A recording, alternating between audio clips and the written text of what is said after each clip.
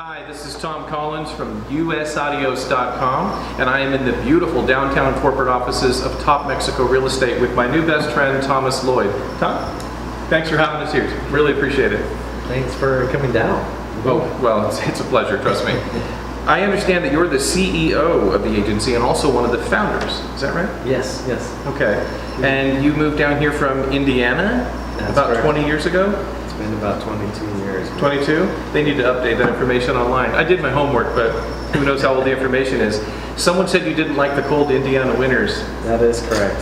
That's one of the main reasons I came down here, Tom, was well, first the cold winters and everything up there. And I fell in love with beaches down here in Mexico, basically Mazatlan.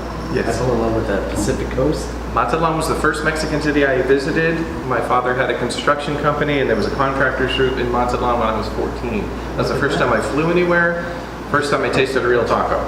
And I was down here to Mazatlan. From Mazatlan, well, you know, once I saw the Caribbean water, I couldn't touch the Pacific anymore, even though I grew up in Santa Cruz.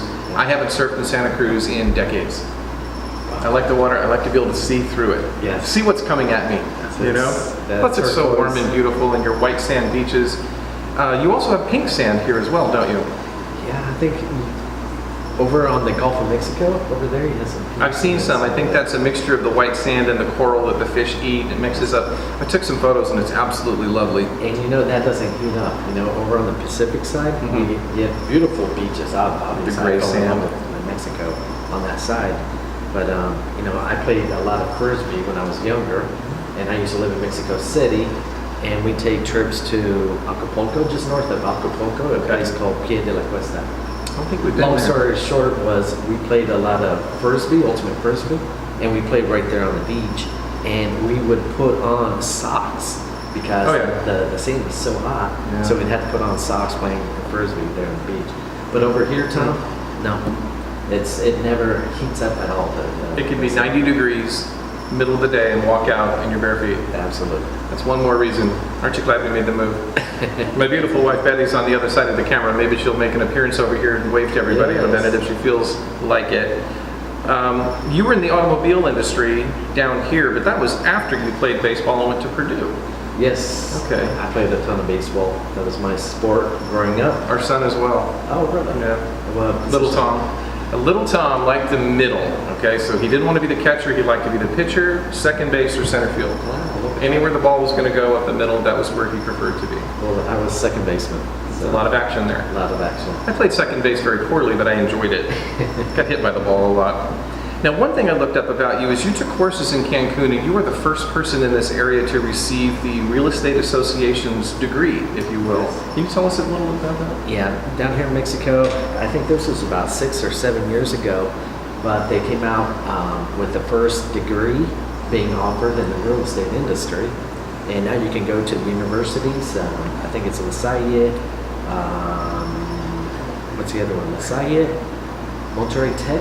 There's several universities that now offer a 4-year degree to get the real estate license. So much like at home where you'd have a 4-year degree at a national university or state or, you know, like Purdue, would that be considered a bachelor's degree or is it a specialized degree? No, I think it's more of a specialized degree. Okay. But at the time that I took it, it was the first time that they offered it, and I didn't have to go the 4 nor 3 nor 2 years, but it was a pretty extensive course, and what was extensive was the exam. It brought back nightmares from being in the university. I remember those exams. Yeah. I thought that was way behind me, but our son's taking the SAT coming up very soon. He wants to go to Arizona State. He wants to be a broadcaster. He wants to do this. So hopefully he won't judge me too harshly. Well, let's get down to our real estate discussion here real quick, because that's what we're really here for, folks. Let's talk about first why a lot of people come down here. Yeah, sure, it's beautiful. The food's good, the people are lovely. But a lot of retirees want to come down there because their dollar goes a little bit further than it might in the San Francisco Bay where we're from. Right. Can you talk about perhaps maybe some percentages of cost of living or something like that? Basically, you know, I brought a quick little print off. We just did a presentation in Las Vegas, and we were talking about the cost of living. And in the cost of living, there's a great website called Numbia.com. Anyways, a quick look at this, Tom. Later we can show this on to the audience Sure. over there. But we did a comparison of Sarasota, Florida with living in Playa del Carmen. Okay. We chose those because Sarasota is right on the coast as well as Playa del Carmen. But there's a 52% cost difference, and these are day-to-day living items. For example, Well, let's start with one of my favorites. You've got a domestic beer here in Sarasota at $5 and down here $1.56. that's correct. And that's a huge 68% savings. Think of the money we'll save just on beer. right there. That's probably about 20% of that. Yeah, I know. Let's hope not. But basically, just to tell you a little bit more about this website, this is information that's captured from people living right here in Playa del Carmen. They go to this website and they just drop in, this is how much I'm actually paying for this beer, or how much I'm paying for a chicken breast, boneless, Or an eggs. apple. They really break it down. A lot of details here. Fitness club. The Cinema. movie theater, I'll give you some examples for your audience there. A movie theater in Sarasota, it costs about $10 to get a ticket. Down here in Mexico, it's about $3.91. Yeah, where we live, it's about 15, 12 to 15. Wow. One more example, see if, let's see, a taxi. A taxi in Sarasota, it costs about $1.55, and that says 1 kilometer approximately. So $1.55, and in Mexico or in Playa del Carmen, you're looking at about 40 cents. Taxis are nice, and at home everybody's really enamored with Uber, the Uber system. And there's, positives and negatives to it. We use it a lot. Yes. You know what I really like down here? The Collectivo. Do you like that, huh? The Collectivo, in case you folks at home don't know what we're talking about, those are the little private buses that hold about 12 people, Yeah, roughly. yeah. Air conditioned, safe, comfortable. Now the drivers do go quickly, but you want to get there, right? I've never had any sort of an incident with that, and I think we went from Valle Principe, where our house is, down to what they call it, the Pueblo, downtown Tulum. Okay, yes. Which is what, 12 kilometers roughly? Yeah. Okay, and it was $1.80. Yeah. 35 pesos, Comfortable, safe, cool. It's actually so comfortable and cool, you kind of want to fall asleep a little, so you don't want to miss your stop. But if you do, the bus driver will wake you up. I know that because it happened. But anyway, Well, Tom, what you're talking about, the public transportation, that's a huge advantage down here. Obviously, the cost, but we're talking about the savings. yeah. But you can, without a car, it's easy to move down to Mexico. You can have the colectivos, the little minivans that run from city to city. You also have ADO buses. Those are the larger buses? The larger buses. They're luxury buses. Luxury Yeah. buses. And you have all levels. There's some that actually have a what do you call it? Went blank there, but the person who serves. Oh, really? Like an attendant? Yes. Or, well, we don't say stewardess, we say flight attendant. So a bus attendant. Bus attendant. That's Otherwise known exactly- as the guy who brings you the beer. Yes. Yeah. But they have some of those. They have it reclining. It's even more comfortable than first class on the airline. We So- rode one when we went to some pyramids. It was Chichen Itza, and we had a very nice bus. And they gave us beer too. It was great. I'm going to keep bringing up beer. You're going to notice that's a trend.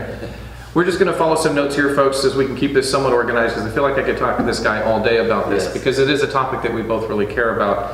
So let's just go to one more topic before we go to a quick break for time-wise on the cameras. Retirement costs we talked about. Let's talk a little bit about the homeowners associations here. What percentage would you say of your sales and listings are condos versus single-family detached homes? And how do the homeowners associations work? What do they cost? What do they pay for? Okay, that's a good question. I'm going to roughly, this is rough numbers, but I would say the condominiums, it depends on the city, but let's just say Playa del Carmen, since we're right here, I would say about 60%, 65% Okay. are condominiums, and the other 35 or 30% Detached. detached. Single-family. homes. That's what we built. Okay. Detached, that's your. Because we had a bad experience with homeowners associations. The fees in the Bahamas, for example, when we lived there, were $700 a month plus 10% VAT, so $770. That didn't cover insurance, didn't cover, well, it didn't even cover maintenance, generally speaking, because it didn't get done. But it didn't cover taxes or anything. It was basically supposed to cover maintaining the unit, and it really didn't. Has your experience been similar here? I've been doing this here in Quintana Roo now 12 years ago, 10 years ago. You could say there was a learning curve, not Yeah. just us seeing it, with the developers and things, but it seemed like, I'm not quite sure if this is the issue, but as more Americans with the experience that they had back in the States or the Canadians as well, they started to begin putting a little more organization of the HOAs, what should be included, this item that you just mentioned about insurance or building up a little budget for emergency cases. That you didn't see much of that 10 years ago. I have to say it's a tremendous improvement in the last 5 years. There's also been several regulations, laws, statewide, state level, that have been introduced to better administer HOAs. So I say right now in the last 5 years, it's getting a lot better. One last point before we break on our first segment here. What's the average cost monthly for an HOA? HOA is a good question. For 2-bedroom, 2-bath condo in Playa? Now, you're starting to see in the condominiums, you're starting to see, like in Tulum, you're starting to see a lot of units that are maybe 12 units, 9 units. In Playa del Carmen, you probably get, you can see a lot more units that have a lot, maybe 150 different units. So the HOA also depends on this amount, but roughly, I'm going to say about $2 to $3 a square meter. Got it. Per month. We'll do a quick calculation on that in the next segment if we can grab a calculator. For now, we're going to go ahead and take a quick break, and we'll see you in the next segment.